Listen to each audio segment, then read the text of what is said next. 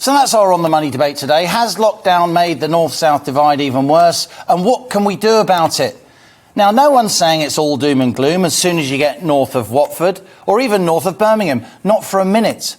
The UK remains a top 10 global manufacturer, and over recent months and years, there have been some major steps forward, some flagship investments across the north of England, as we often highlight here on GB News. So before we discuss what's been going wrong and how the north has suffered more during lockdown, let's look at something that's been going right.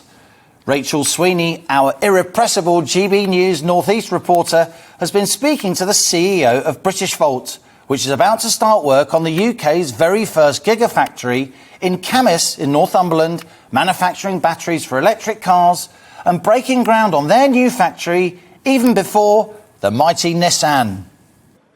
Here in Camas in Northumberland, BritishVolt will build the UK's first gigafactory, bringing with it 8,000 jobs, 3,000 here and a further 5,000 in the supply chain. Joining me now is the UK CEO of BritishVolt. Peter, can you tell us what this means to the community? Well, it's a momentous day. Today we've handed over the keys to ISG, our Tier 1 contractor. We've started on site. We're starting right here, right now with the construction process. I think this is going to be transformational for the area, the jobs, the investment. This land that we're stood on here today, the 230 acres, it's been derelict since about the year 2000, offering no benefit to the community. All that's going to change now with this major investment. And the jobs as well, what will that mean to people here? Well, the jobs, this is an area of high unemployment. It's an area where there's significant challenges also around training and skills. We're putting in place a very comprehensive training programme, and as part of the planning permission that we've agreed with the local authority, priority will be given to local people who want a job. Okay. Now tell us why this site was chosen. This site's chosen because it's got fantastic infrastructure. We've got a big grid connection left over from the days when it was the power station. We've got a deep water port just the other side of the road.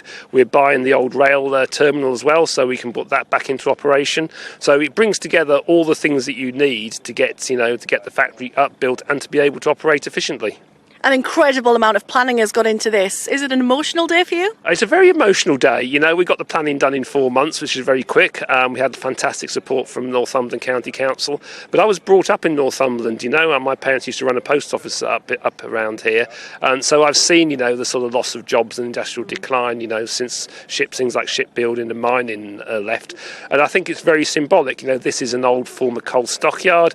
The other side of the road was 2 coal-fired power stations. And we're doing electric vehicle batteries, and that's all about the transition to zero carbon economy. So here we are, we're bringing back the next revolution, the next evolution of the economy and the low carbon transition, and it's starting right here, right now.